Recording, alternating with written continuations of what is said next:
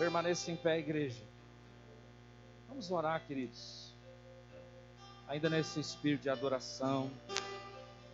Você que pode, fique em pé. Nós te louvamos, Senhor. Nós te adoramos, Pai. Te adoramos por tudo que Tu és, Senhor. Tu és santo. Tu és misericordioso. Tu és longânimo. Tu és amoroso, Pai. E nós, Senhor, nós nos alegramos, porque servimos um Deus vivo, um Deus que a cada dia tem nos guardado, nos cuidado, nos orientado, nos direcionado, nos afirmado. Pai, nessa noite não é diferente, Deus. Usa a vida do Teu servo, ó Pai. Ele estudou, se preparou. Sei que o seu coração está ardendo, ó Deus, por aquilo que vai vir sobre a vida dele. Mas a direção é Tua.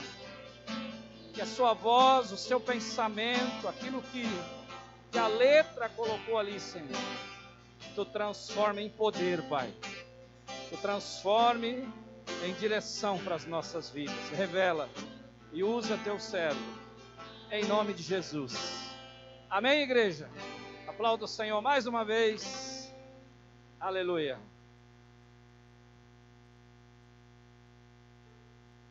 Aleluia.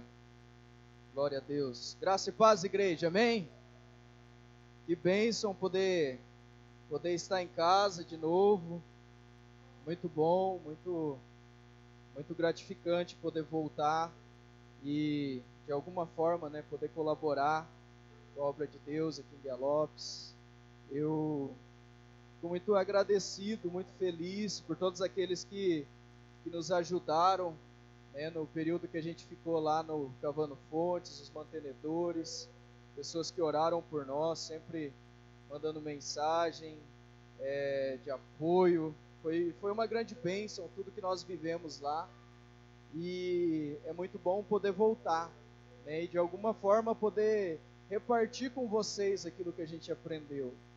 E aquilo que a gente aprendeu no Cavando não difere muito daquilo que vocês têm aprendido aqui, com o pastor Heitor, como Fonte Church em Guialopes. Nós temos vivido um tempo muito precioso aqui. Estive conversando com o pastor Heitor e ele contando dos grandes feitos do Senhor aqui, e tem sido muito bom isso. Eu queria convidar você a abrir a sua Bíblia no livro de 2 Coríntios. Abra a sua Bíblia em 2 Coríntios, no capítulo 5. 2 Coríntios, capítulo 5. O texto base é do 18 em diante.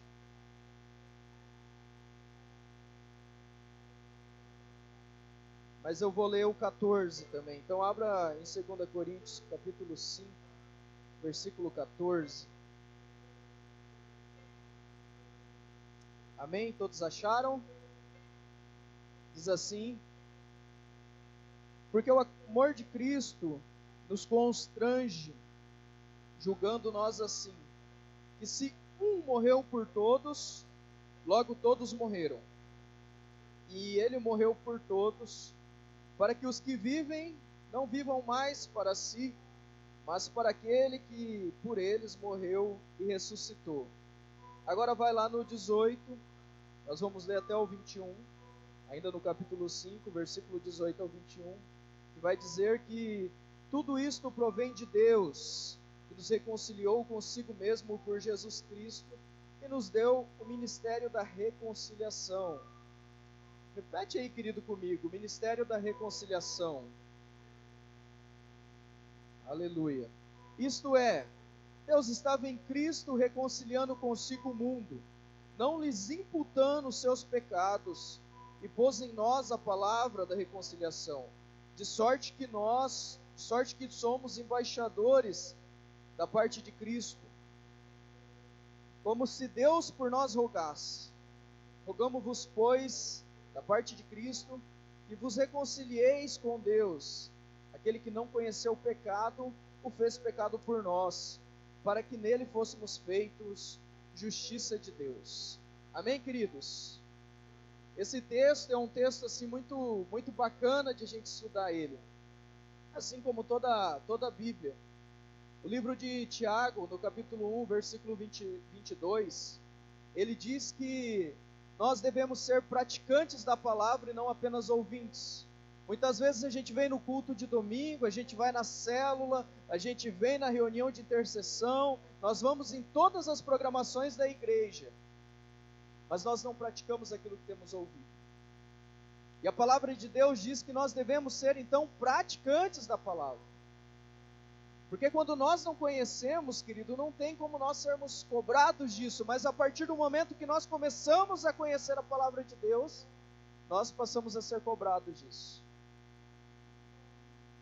Deus é gracioso, é misericordioso, a graça dele nos alcança, a misericórdia dele nos alcança, mas a justiça também, o juízo também. Nós vivemos num tempo em que as pessoas normalmente têm pregado muita graça de Deus. Tudo pode, tudo é legal, tudo é normal. E na verdade existem alguns princípios na Bíblia que eles são imutáveis, que eles foram deixados para nós e eles dirigem a nossa vida. O pastor Heitor, ele sempre disse que a Bíblia é o nosso manual de instrução, é o nosso manual de vida. Se nós vivermos aquilo que a Bíblia está dizendo, querido, nós vamos ver uma vida feliz, nós vamos ver uma vida de bonança nessa terra. Agora, se nós não termos a Bíblia como nosso manual de vida, nós vamos viver uma vida de deserto, uma vida de tristeza, uma vida de amargura, uma vida que nós não temos prazer de viver. É por isso que nós precisamos ser praticantes da palavra. Se eu pudesse dar um título para a mensagem que vou ministrar hoje, eu diria que é a morte que te promove. Muitas vezes a gente olha para a morte como um fim. Quando uma pessoa morre, você diz o quê? Acabou. Acabou sonhos, acabou a história. Aquela pessoa, com o tempo, cai no esquecimento. Mas no reino de Deus, as coisas elas acontecem de forma invertida. Quem quer ser grande no reino de Deus, ele precisa ser pequeno. Quem quer ser líder, tem que ser servo. Quem quer ganhar a vida, precisa perder ela. É uma dinâmica diferente no reino de Deus. A cultura do reino de Deus é diferente. E aqui é a mesma coisa. Quando morremos, nós começamos a viver. A morte, ela produz em nós vida. Por que eu estou dizendo isso? Porque quando Jesus ele morreu na cruz, como o irmão Luciano disse na abertura, ele estava fazendo aquilo por nós. E quando ele morre na cruz por mim e por você, nós ganhamos o direito de viver.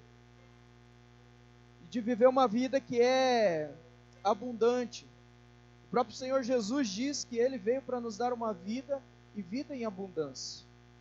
Se nós estamos vivendo uma vida que não está sendo abundante, que eu estou tendo alegria, eu estou vivendo uma vida cristã errada. A vida com o Senhor Jesus, ela é alegre. Eu passo por lutas, eu passo por tribulações, eu passo por provações, eu passo. Mas a luta, a provação, a tribulação, ela produz em mim, diz o apóstolo Paulo, perseverança. Então eu me torno mais forte. Agora, se você está passando, querido, algo difícil na sua vida, e isso não está te tornando alguém melhor, você precisa dar uma analisada na sua vida. Verificar onde você está errando. Verificar aonde você precisa crescer mais na palavra. Porque quando nós começamos a andar com Cristo, nós vivemos uma vida de abundância. Porque é uma promessa dele. Quanto mais a gente viver da palavra, mais raízes nós criamos no Evangelho. Quanto mais eu leio a Bíblia, mais eu coloco ela em prática, mais centrado no Senhor eu fico, mais a minha vida caminha para o caminho que Ele escolheu. Mais a minha vida começa a fazer sentido, mais eu começo a viver o plano e o propósito de Deus para a minha vida. Mas eu preciso conhecer a palavra. Nessa noite eu quero repartir com você três pontos que eu acho que a morte produz em nós, a morte de Jesus. O primeiro deles é que a morte de Jesus, ela nos redime, ela nos redimiu. A Bíblia diz, em Isaías, no capítulo 59, que nós estávamos separados de Deus por conta do nosso pecado. Isaías 59, 2, ele diz assim que os nossos pecados, eles fazem separações entre nós e o nosso Deus. Isso significa que eu posso estar caminhando, achando que eu estou caminhando no caminho do Senhor, mas se eu estou vivendo uma vida de pecado, querido, eu estou separado do Senhor. Eu posso ir lá e orar, e eu não vou receber resposta da minha oração. Eu posso ir lá e pregar a palavra do Senhor, e as pessoas não vão se converter. Por quê? Porque eu estou distante do Senhor. Mas quando eu começo a adquirir um relacionamento profundo com Jesus, aí tudo muda. Jesus, ele é a justiça de Deus sendo manifestada em nós. Nós estávamos afundados, mergulhados num lamaçal de pecados. E o salário do pecado, diz a palavra, é a morte. Então, o que nós tínhamos à nossa espera, por assim dizer, era a morte. E a morte é o distanciamento de Deus.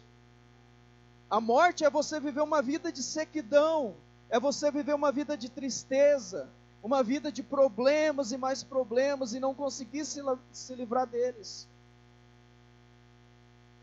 E aí Jesus vai e se coloca no nosso lugar. Ele morre por nós. A morte que ele sofreu, querido, era minha e era sua. E ele morreu para que nós tivéssemos novamente o acesso ao coração do Pai. É em Jesus que nós começamos a fazer a nossa oração, e a nossa oração ser ouvida lá com o Senhor. Nós não precisamos mais do sumo sacerdote matando, sacrificando animais como libação pelos nossos pecados, como redenção dos nossos pecados. Jesus se fez sacrifício por nós uma única vez, diz a palavra, e foi o suficiente. Então nós não precisamos, não há nenhum sacrifício, querido, que você faça que possa te aproximar mais de Deus. O sacrifício, ele já foi feito.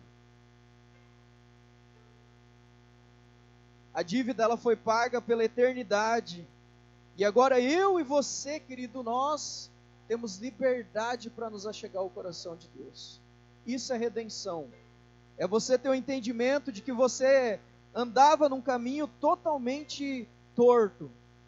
E o Senhor chegou e disse: para de andar nesse caminho, vira e volta.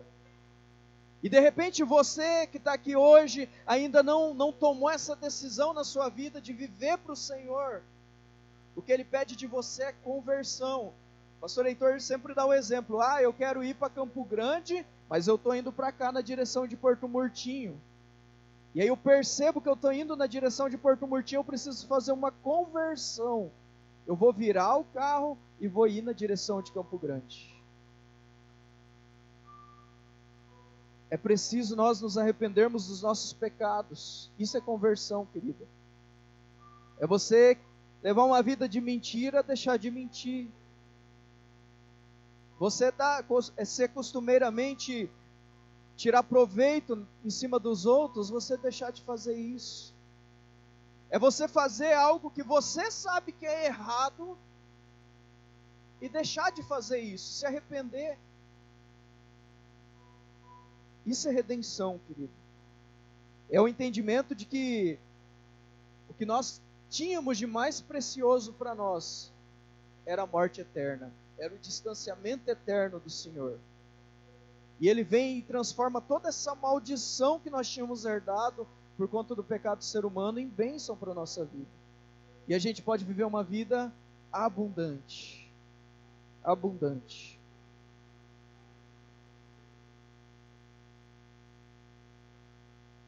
o Senhor, o próprio Deus, querido, Ele proveu um sacrifício. A ira de Deus, querido, ela olhava para a terra e ela via o ser humano afundado em pecado. E a iniquidade do homem estava chegando diante de Deus e ele olha e fala, eu preciso resolver isso. E a única forma que ele tinha para resolver era consumir toda a humanidade. Porque a santidade dele é tão grande, querido, que se ele se aproximasse do ser humano, o ser humano era fulminado na hora. E aí ele fica buscando, e ele encontra em si próprio tanto amor pelo ser humano, que ele envia o próprio filho dele para morrer por mim e por você. Jesus, ele se faz humano, assim como eu e você, com carne, com osso, e ele vem à terra, e ele anda em santidade, ele agrada o coração do Pai até o último minuto, para que eu e você tivéssemos vida. A morte de Jesus promoveu redenção em nós. O segundo aspecto que a morte de Jesus produz em nós é o aspecto da reconciliação. Porque não adianta nada, querido, eu me converti. E agora, o que eu faço? Tem um outro processo. É o processo da reconciliação, é o processo da santificação. Muitas pessoas acham que simplesmente se converter é tudo. E aí elas param ali, elas não buscam crescimento, elas não buscam se aprofundar da palavra, elas não buscam ter uma vida de oração, elas não buscam vir no culto todo domingo, elas entendem isso às vezes como um peso e não como uma bênção na vida delas. Elas não querem ter célula na casa porque a célula é um peso, elas não querem discipular pessoas porque o discipulado é um peso. E aí elas ficam estagnadas, paradas. Elas vão herdar o reino de Deus, querido? Vão herdar o reino de Deus. Mas na Bíblia tem uma coisa que é muito legal, e eu não sei o que é o galardão. A Bíblia, ela faz a promessa de que, à medida que nós fazemos a obra de Deus na terra, lá no final, nós vamos receber o galardão.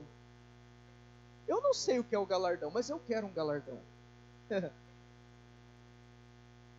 Queridos, quando você está fazendo a sua célula, quando você está pregando a palavra lá para o seu vizinho, quando você está discipulando alguém, quando você está sentando lá na sua casa, no seu TSD, lendo a Bíblia, orando, querido, você está acumulando galardão no céu.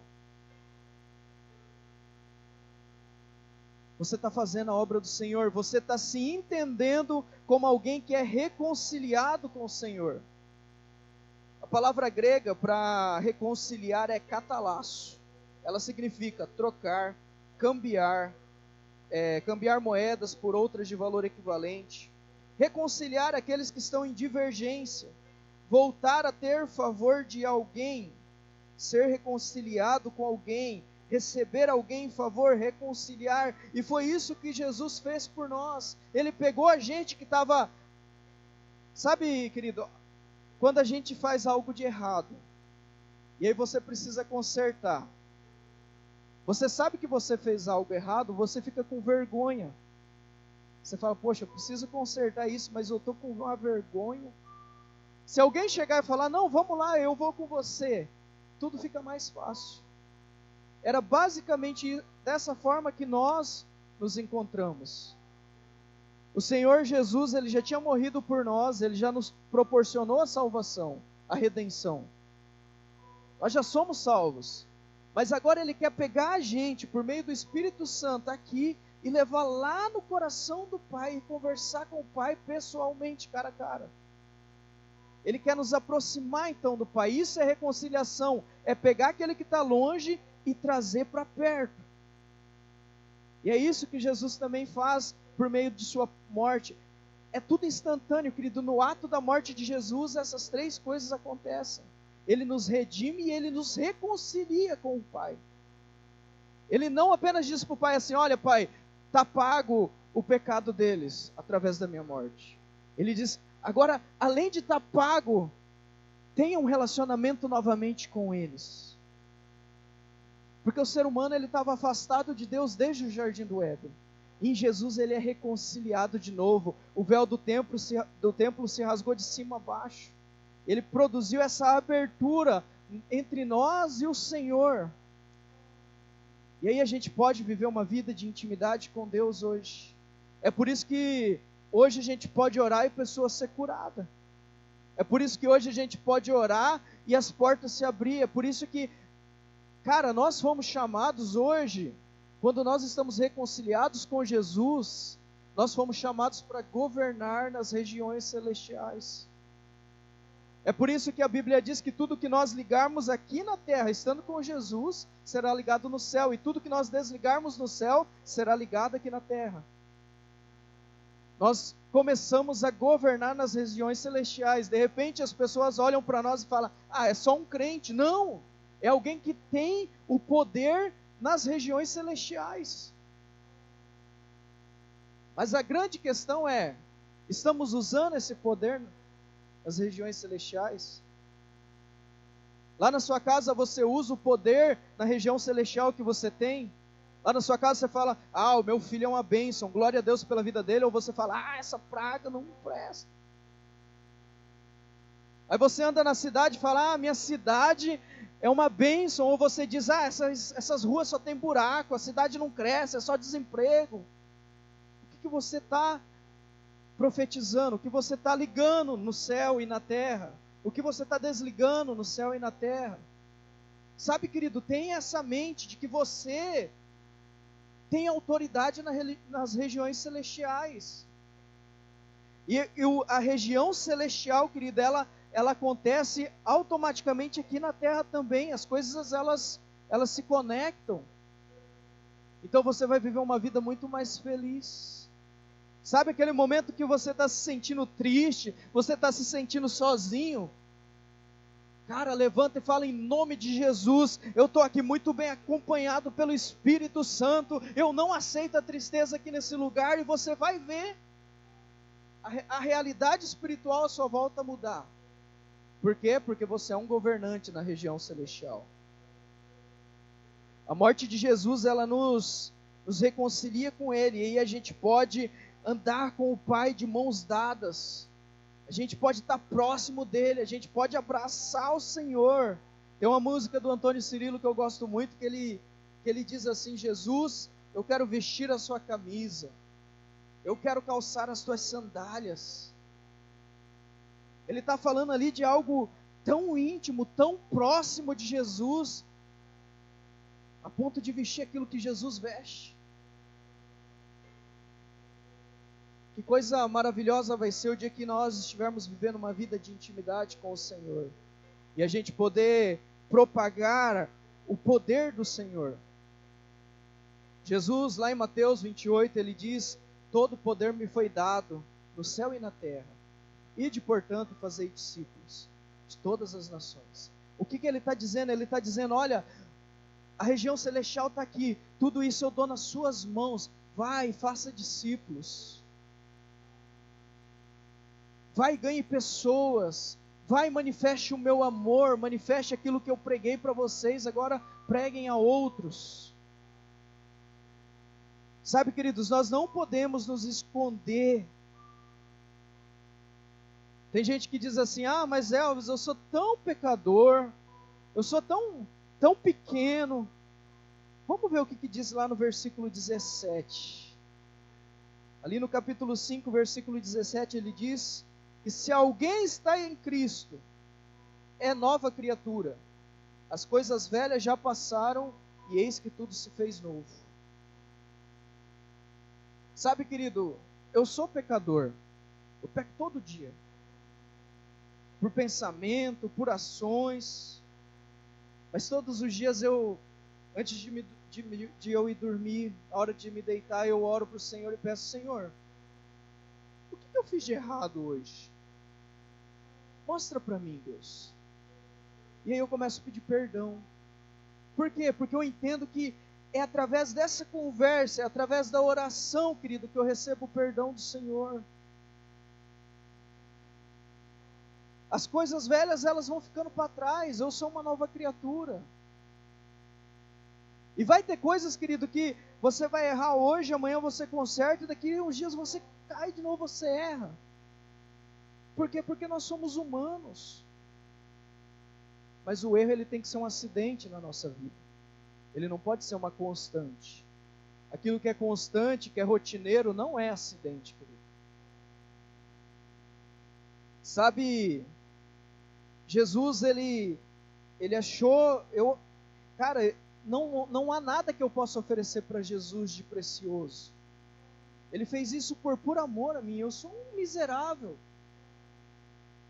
O apóstolo Paulo, ele diz assim, cara, o apóstolo Paulo, o cara que escreveu metade do Novo Testamento, ele olha e diz, ele escreve assim: eu, o maior de todos os pecadores. Quando nós entendemos a redenção do Senhor na nossa vida, quando nós entendemos a reconciliação que a morte de Jesus ela proporcionou a nós nos colocamos no nosso lugar. O lugar de que nós somos muito pecadores. E se nós somos muito pecadores, queridos, não tem como, não há como eu querer julgar o meu irmão. Não tem como eu ficar esperando que o meu irmão viva um padrão de santidade que muitas vezes nem eu mesmo viva. O que nós precisamos entender, queridos, é que todos nós somos pecadores. Todos. Não há nenhum que seja melhor que o outro. O que faz a diferença na nossa vida, querido, é o quanto nós buscamos o Senhor, o quanto estamos próximo dEle, o quanto nós estamos desenvolvendo um processo de santificação. Não um processo de santidade. Mas ser santo, querido, não é ser perfeito. Ser santo é ser alguém separado. Ser santo é nós sermos igreja. Ser santo é nós entendermos que nós somos pecadores, que nós somos falhos, mas que nós estamos tentando agradar o coração do Pai. Sabe, queridos, andar em santidade é você aplicar o que a palavra diz na sua vida. A Bíblia diz, por exemplo, que nós devemos amar o nosso próximo como a nós mesmos. E na verdade, quando está escrito esse texto, não está escrito assim: olha, ama o teu próximo da mesma forma que você se ama, porque você se ama de uma forma tão linda. Não é isso, querido. O que está dizendo nesse texto é que nós devemos, antes de começar a amar o nosso próximo, perceber a nossa pequenez, perceber o quão egoísta nós somos, o quanto nós queremos ser melhor do que o outro. Jesus está fazendo o inverso novamente naquele texto. Ele está dizendo assim: cara, você é tão pecador, você é tão egoísta, como é que você acha que você tem o direito de não amar alguém? Nós precisamos demonstrar o nosso amor pelo próximo, querido, com todo o nosso coração. Então eu estou aqui na igreja, querido, e de repente eu já venci a mentira. E tem alguém que ainda não venceu. Aí eu me acho mais santo do que aquele. E eu fico: mas o fulano é mentiroso, apontando o dedo. Eu não peco mais na mentira, mas acabei de pecar no julgamento. A Bíblia diz que com o peso com que você julga, você vai ser julgado. Sabe, sermos igreja, querido, é um processo diferente. É entender que cada um de vocês que estão aqui dentro, cada um de nós, tem um papel importante dentro do corpo de Cristo. De repente, um vai ser o dedo mindinho do pé, o outro vai ser uma orelha, o outro vai ser um braço. E cada um tem uma importância. Você já parou para tentar imaginar, querido, a sua mão direita tentando ser seu pé? Não vai dar certo, querido. Imagina lá, eu vou cortar fora o meu pé e vou colocar a minha mão aqui. Você acha que eu vou conseguir me equilibrar da forma que eu me equilibro com o pé? Não vai dar certo. Eu vou ficar aí um pequeno monstro. Sabe, o Senhor, Ele fez tudo de forma perfeita, querido. E cada um de vocês tem um papel importante dentro da igreja. O grande segredo, querido, é descobrir qual é o seu papel dentro da igreja. Quantas vezes você já chegou e disse para o seu pastor: pastor, qual é a minha função aqui dentro da igreja? O que o senhor quer que eu faça? Cada um de nós temos um papel. Eu tenho certeza que o pastor Heitor vai dizer para você: lê o que está escrito em Mateus 28. Vai e faça discípulos, querido. Todos nós devemos fazer discípulos. O apóstolo Paulo, quando ele fala da dinâmica do corpo, ele diz que existem alguns membros que vão exercer papéis que nos parecem mais honrosos, que parecem ser mais importante do que outros.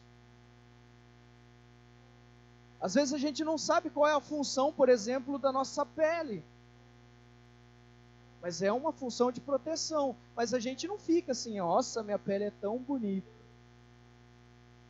Mas às vezes a gente olha para outras partes do nosso corpo e fala: nossa, eu amo tal parte. Sabe, queridos, quando o apóstolo Paulo está dizendo isso, ele diz que aquele que tem maior honra dentro da igreja, ou seja, aquele que já aprendeu mais da palavra, aquele que já caminhou muito mais, aquele que tem mais facilidade no processo de santificação, esse precisa honrar aquele que não, para que ele se sinta motivado a conquistar também. Então, sabe aquele irmão mais fraco na fé, querido, que você conhece? Não é seu papel julgar ele, querido. Não é seu papel apontar os erros dele. O seu papel é chegar, abraçar ele e falar: vamos caminhar, querido. Deixa eu te ajudar. Deixa eu orar com você. Deixa eu te abraçar. É isso que o apóstolo Paulo nos ensina. E é isso que, quando nós estamos reconciliados com o Senhor e entendendo o nosso processo de redenção, que nós fazemos. Então não esqueça, querido, que a morte de Jesus, em primeiro lugar, ela proporcionou a você a redenção. Em segundo lugar, ela reconciliou você com o Senhor, com Deus. E agora, em terceiro lugar, querido, a morte de Cristo, ela nos tornou embaixadores da reconciliação. Então você se converteu, você começou o processo de santificação, agora vem uma função muito específica para você. Vem uma obrigação para você, que é de ser o embaixador do reino. Que é você entender que tudo aquilo que você recebeu um dia e que produziu vida em você, pode ser a necessidade de outra pessoa. Ah, eu me encontrava sempre muito bêbado, eu era um bêbado. Então eu conheço alguns outros bêbados que eu preciso ir lá e anunciar a palavra para ele. Ah, mas eu era muito mentiroso, então eu conheço um mentiroso, eu vou lá e vou anunciar a palavra do Senhor para ele, com a expectativa de que ele venha se arrepender, com a expectativa que ele venha viver um novo estilo de vida. Isso é ser embaixador do reino de Deus. O que o embaixador faz? O embaixador é aquele que sai do seu país e vai para um outro país, mas ele leva toda a cultura do país natal dele. Ele leva todo o seu jeito de ser. Então, queridos, nós, como embaixadores de Cristo, nós carregamos as marcas da cultura do reino. Nós carregamos as marcas da palavra de Deus. As pessoas precisam olhar para mim e para você e ver Deus em nós. As pessoas precisam olhar para nós e falar assim: cara, eu quero ter o que ele tem. Eu quero ter o que ela tem. Ela parece que ela tem uma paz tão grande, ela tem tanta facilidade de lidar com os problemas. Mas na verdade não é que ela tem facilidade, querido. Na verdade é o Espírito Santo agindo na vida. E aí as pessoas vão olhar para a sua vida, querido, e vão perceber a ação do Espírito Santo. Vão perceber que você está vivendo uma vida de intimidade com Jesus, e elas vão querer ter essa vida também. E aí você vai poder proclamar a palavra na vida delas. Sabe, todos nós, queridos, fomos chamados para ser evangelistas, para ser portador da palavra, para anunciar a palavra onde nós estivermos. Ontem eu saí com um amigo e a gente estava caminhando e conversando sobre a palavra. Conversamos sobre outros assuntos, mas a gente voltava na palavra. Por quê? Porque eu queria compartilhar a palavra com ele. Ontem à tarde eu estava conversando no WhatsApp com outro colega, que há muito tempo eu não via ele, e aí eu já comecei a falar da palavra, já convidei ele para vir para o culto. Por quê? Porque eu entendo que eu sou embaixador de Cristo. Eu entendo que eu preciso levar a palavra do Senhor às pessoas. Deixa eu te fazer uma pergunta, querido. Você tem carregado o Evangelho? Agora também a gente não pode só carregar o Evangelho em palavras, querido. Se eu venho aqui em cima e eu prego e eu não faço nada do que eu estou falando, eu estou papagaiando. Então não apenas fale, querido, mas tenha uma boa atitude. Demonstre o seu amor pelas pessoas. Sabe, um tereré que você toma lá sentado com a pessoa, já vai estar sendo uma demonstração de amor por ela. E ela já vai se sentir amada. E aí você falando de Jesus, ela vai falar, cara, aquela pessoa veio aqui e falou comigo e ela estava expressando Jesus na minha vida. Eu quero estar mais tempo com ela. O que você tem feito para que a palavra ela seja difundida? Sabe, a gente vive num tempo em que as pessoas estão com medo. Outras estão tristes, outras estão solitárias. E quando a gente se encontra num momento como esse, a gente se encontra com falta de paz, querido. A gente fica sem paz. Aqueles que não têm... Imagina, querido, a gente já passa malito, né? Eu fiquei 180 dias, mais ou menos, preso dentro de uma casa. Mais 12 loucos. Sem sair para nada, querido. Nem para ir no mercado, nada, nada, nada. E aí, irmãos, eu ficava pensando, cara, eu tenho Jesus. Eu levanto de manhã, eu oro, eu converso com Ele o dia todo. Então, ainda que eu esteja um pouco aflito, ainda que eu esteja angustiado, eu tenho a quem recorrer. Além de Jesus, eu tinha todo um corpo de irmãos junto comigo. Agora, imagina aquela pessoa, querido, que está no mundo, que não tem ninguém por ela. Aquela pessoa que se encontra depressiva, que se encontra, sei lá, querido, com a falta de paz. Ela espera a manifestação sua. Ela espera que você fale com ela. Ela espera que eu e você possamos ministrar o coração dela. Nós somos os portadores da paz. A Bíblia diz lá em... O texto de Mateus diz que nós somos pacificadores. E quando diz pacificadores, ele não está falando assim de ser alguém que carrega somente a palavra, a paz. Mas alguém que realmente tem a paz para dar, alguém que tem realmente a paz para produzir. Sabe, de chegar num lugar onde tem conflito e produzir paz. Quantos irmãos aqui que são líderes de célula, que estão acompanhando outras pessoas, que de repente tem lá um casal discutindo, brigando, e aí os pacificadores vão lá e ministram eles, e o casal se ajeita. Quantas vezes o pastor deve ter feito isso? É só um exemplo, querido, de que nós precisamos ser pacificadores. Sabe, querido, se você conseguir ser pacificador dentro da sua casa, querido, já é uma grande bênção. Promova a paz dentro da sua casa. Não seja alguém que produz a briga, que produz discussão.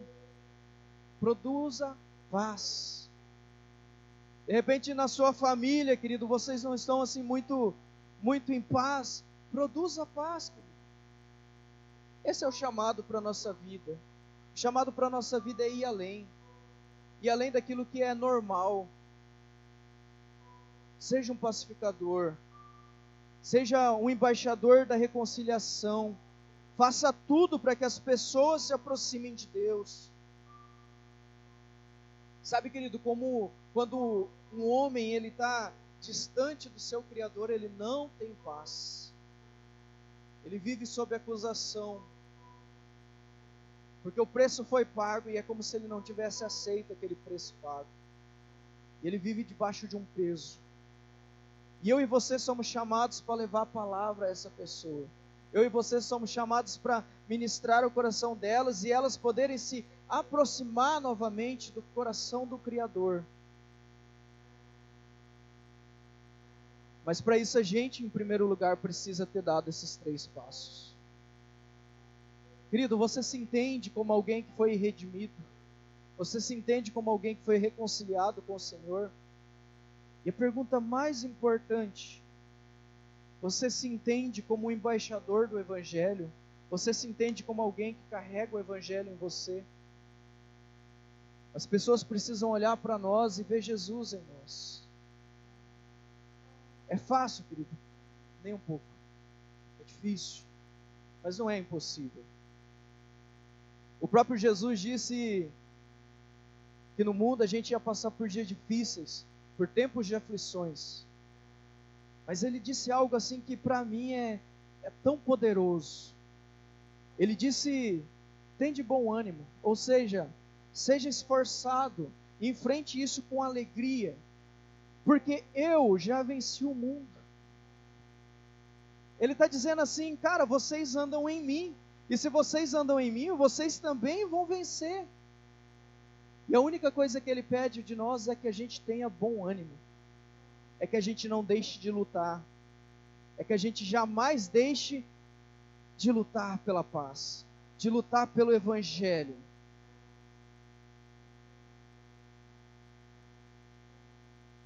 O Senhor quer capacitar cada um de nós, por meio da mudança de vida, para a gente proclamar a reconciliação a todas aquelas pessoas que estão distantes.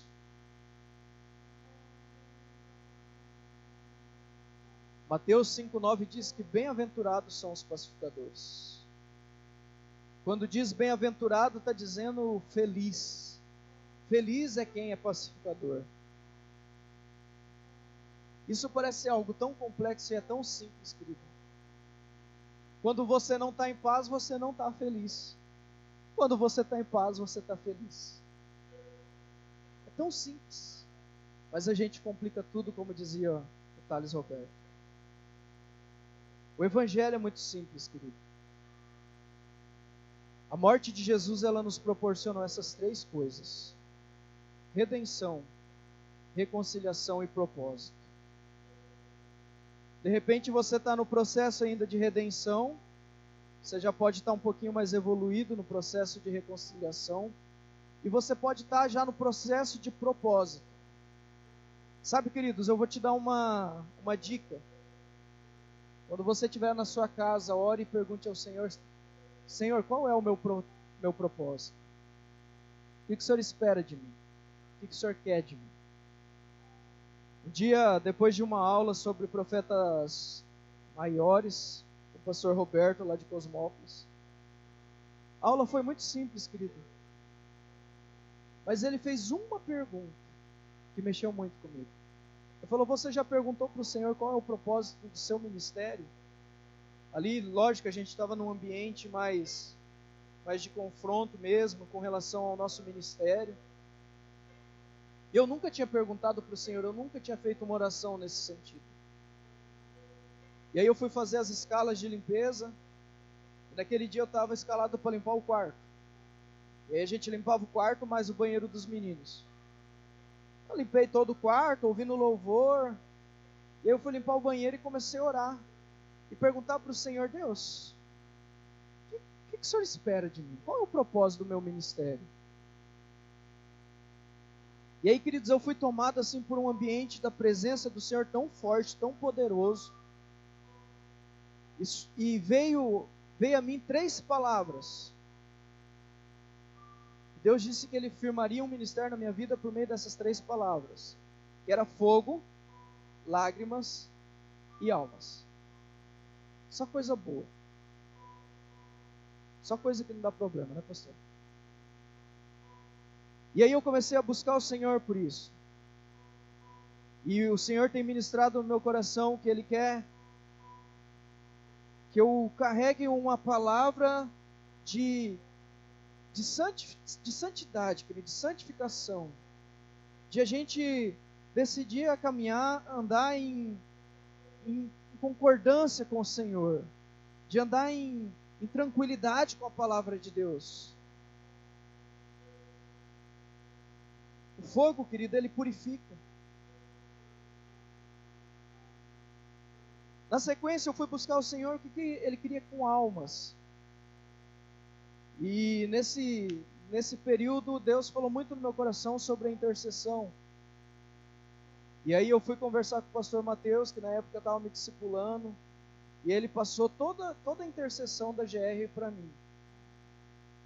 E aí eu comecei a organizar então um grupo de intercessão dentro da Geração Revolução. Já tem lá um grupo com bastante pessoas, não lembro agora o número. E agora, amanhã, a gente vai começar um propósito de orar por várias nações. Porque nós entendemos que a fonte, que a Geração Revolução, ela vai para as nações. E aí eu estou organizando todo esse processo de intercessão por essas nações. Nós vamos orar pela África, pela Ásia, por cada país desse continente, do mundo, nós vamos orar. Então, se alguém aí for jovem, menos de 100 anos, quiser fazer parte desse ministério de intercessão, procure a gente. E por último, sobre as almas. Se a gente não tiver como propósito na nossa vida ganhar almas, queridos, nós nos perdemos no Evangelho. Nós nos perdemos. A igreja existe somente para ganhar pessoas, querido. A igreja não é clube em que a gente vem, senta, a gente se conhece, abraça, uau! Não. A igreja é um ambiente para a gente trazer mais e mais pessoas. Não é para a igreja crescer, querido. É para mais pessoas que estão vivendo uma vida triste, distante de Deus, se achegarem a Ele. O dia que a gente tem essa mentalidade, nós não temos mais vergonha de anunciar o Evangelho. É que muitas vezes a gente quer trazer pessoas pensando assim, bom, o pastor agora vai ver que eu estou levando pessoas, então ele vai me colocar como líder. Ah, eu vou ganhar pessoas porque lá dentro da igreja eu vou crescer. Não, querido. A gente ganhar pessoas nunca foi um processo de ascensão pessoal. Ganhar pessoas é entender que lá fora tem muita gente distante de Deus e que precisa conhecer Ele. Isso é ganhar pessoas. Você pode ganhar 50 pessoas, querido. Se você tem facilidade, ganhe mesmo. Incentiva o irmão que não consegue ganhar, entregando um para ele cuidar. Sabe, não seja egoísta. Não seja aquela pessoa que diz assim, eu ganhei 50 pessoas, eu ganhei 10. Eu não sei mais quantas pessoas eu ganhei, querido. Porque tem pessoas que eu ganhei para Jesus e que não vieram para a fonte. Estão em outros ministérios. Tem amigos meus que quando a gente estava no ensino médio, que eu evangelizei, eu falei de Jesus para eles, e que hoje eles estão em outras cidades, eles estão lá ministrando louvor, estão pregando a palavra. Hoje eu não tenho nem contato tanto com eles, mas eu sei que eles estão firmes. Eu vejo nas redes sociais. Quantas pessoas você já conquistou para Jesus? Quantas pessoas você está lembrando aí na sua mente que você pode trazer para o Senhor? Querido, pense que existe um galardão te esperando. Só isso. Se você quer pensar numa recompensa, não pense na recompensa dos homens. Pense na recompensa do Pai. Ele nos promete a coroa da vida e Ele nos promete galardão. Faça a obra do Senhor. Amém? Eu queria que você fechasse os seus olhos agora.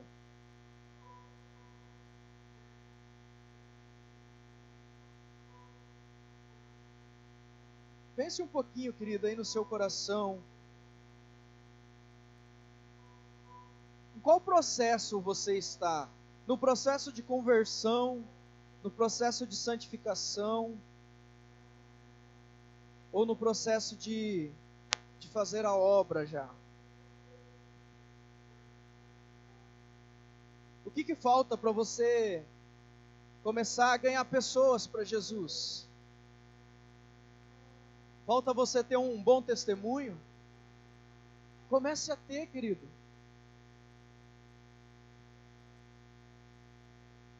Falta você ter mais conhecimento da palavra?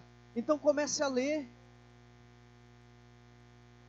De repente você vai pensar aí no seu coração: bom, mas eu já conheço a palavra, eu já estou caminhando, mas não sei, falta alguma coisa. Será que não está faltando o poder de Deus na sua vida, querido? Então invista em oração. O processo é sempre o mesmo, querido. Leitura da palavra, oração, jejum, é sempre o mesmo. Aquilo que você ouviu a vida toda. Deixa eu te falar, querido, de repente você está voltando agora. E você já viveu muitas coisas com o Senhor. Você já teve célula, você já ministrou. O Senhor está dizendo nessa noite que a obra que Ele tem para fazer por meio da sua vida ainda não acabou. Volte para Ele. Volte a ter intimidade com Ele, volte a ter vida com Ele. Não deixe Satanás te distanciar do propósito que Ele tem para a sua vida. Aquilo que passou, querido, passou. Há coisas que você perdeu, sim, há. Mas Ele quer fazer coisas novas na sua vida. Ele quer te levar ao propósito pelo qual Ele te chamou.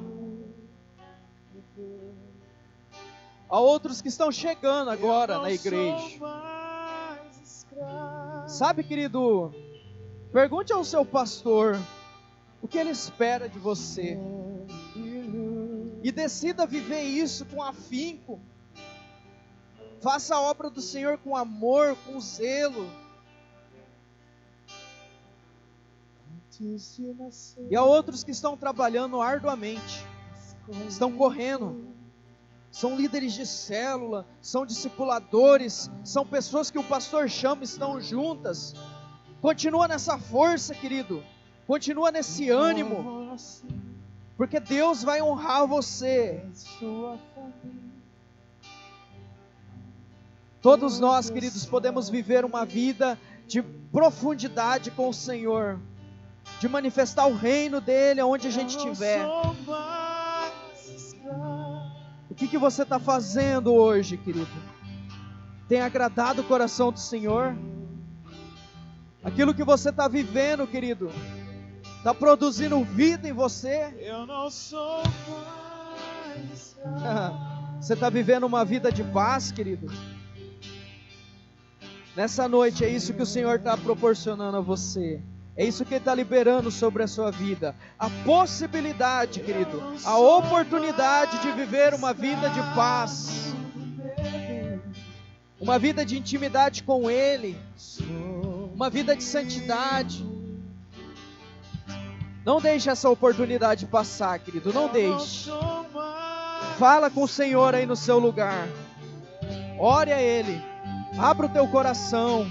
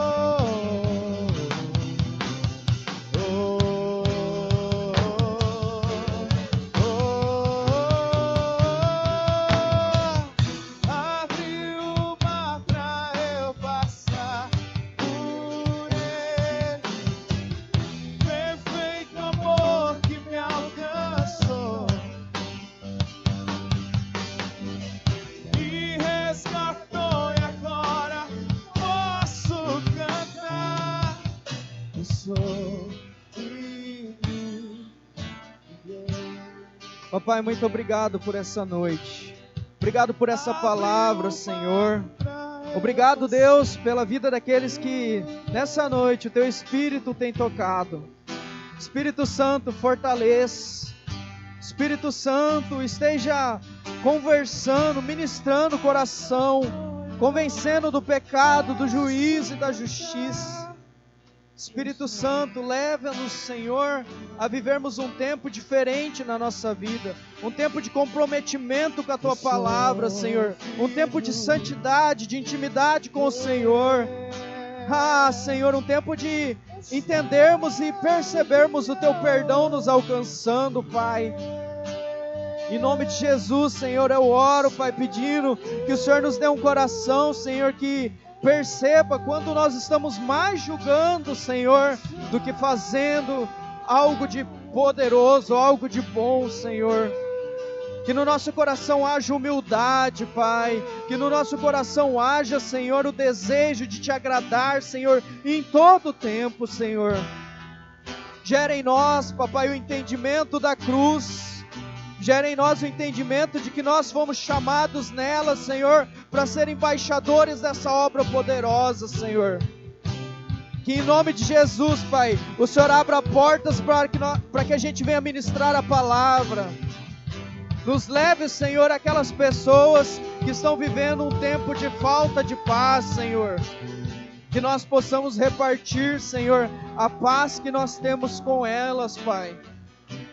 Em nome de Jesus, Senhor, eu oro, Senhor, para que aqueles que estão no processo de redenção o cumpram com eficácia, Senhor, e eles possam logo estar no processo de reconciliação, Senhor, que aqueles que estão vivendo o processo de reconciliação, Pai, eles possam rapidamente, Pai, passarem a ser embaixadores da Tua obra, embaixadores do Teu Evangelho, Senhor, para que a gente possa ter mais e mais pessoas, Pai, rendendo o coração ao Senhor. Em nome de Jesus, Pai, eu peço que o Senhor fortaleça, Pai, os líderes dessa igreja, que o Senhor fortaleça, Senhor, aqueles que estão discipulando, aqueles que anunciam a Tua palavra e que liberam, Senhor, paz sobre a vida de outros, Pai. Que o Senhor fortaleça e os bendiga, Senhor, em nome de Jesus. Amém.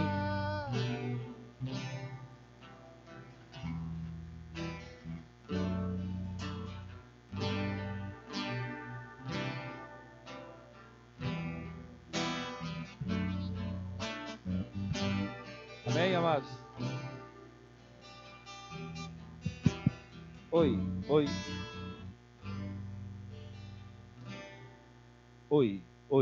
Alô. Amém, queridos? Amados, a igreja, ela é um grande quartel que recruta soldados para uma guerra. Por isso que nós somos redimidos, somos reconciliados e aí treinados para essa grande guerra que é travada no mundo espiritual. Eu sempre falo aqui, às vezes empolgado, e alguns podem até me interpretar errado, que eu olho para muitos com tanta capacidade que estão fora de batalha. Quanta gente boa nós temos que não estão nas trincheiras nessa guerra.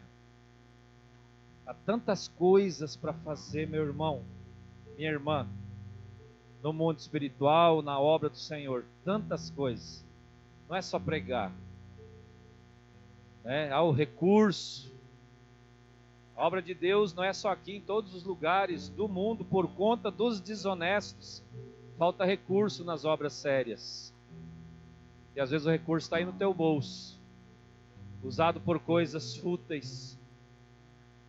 É teu, eu sei, faça o que quer, mas um dia, como você é mordomo das coisas que Deus te deu, você vai prestar conta.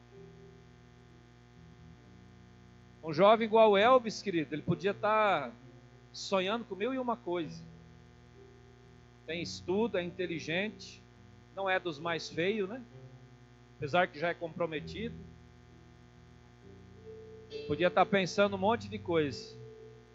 Graças a Deus que mais um entendeu e foi levantado nessa batalha como guerreiro. Aqui tem muitos guerreiros, por isso que cresce, por isso que se destaca. Queridos, nessa pandemia eu destruí 2 altares que há mais de 100 anos, baixa um pouquinho, 2 altares que há mais de 100 anos serviam o diabo. Quem é crente sabe do que eu estou falando. Mais de 100 anos, esses 2 altares serviam a Satanás. E nós destruímos para a honra e glória do Senhor Jesus. Foram duas famílias inteiras, gerações inteiras serão atingidas por conta de um ministério que avança, de um ministério que sai das portas, de um ministério que não tem medo de fazer a obra do Senhor como tem que ser feita. Ministério que vai lá no ninho da cobra e bate com um pau na cabeça, porque o Senhor já fez, Ele venceu o mundo, está na nossa mão. Amém? Vamos ficar de pé, queridos, vamos encerrar. Deus abençoe tua vida, Elvis. O Elvis está aí agora, ele é nosso por um tempo, né? Até o Senhor destinar ele, né? Ele é nosso por um tempo. Então, volta e meia, a gente vai estar usando ele aqui, né? Sugando até o último centavo que investimos. Não, estou brincando, querido. É brincadeira. Foi o dinheiro mais bem investido da minha e da sua vida que ajudou, né? Porque a gente não sabe.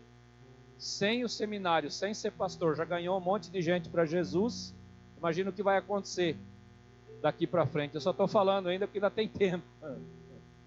Sabe o que vai acontecer para frente. Amém, querido? Deus abençoe tua vida. Eu amo cada um de vocês.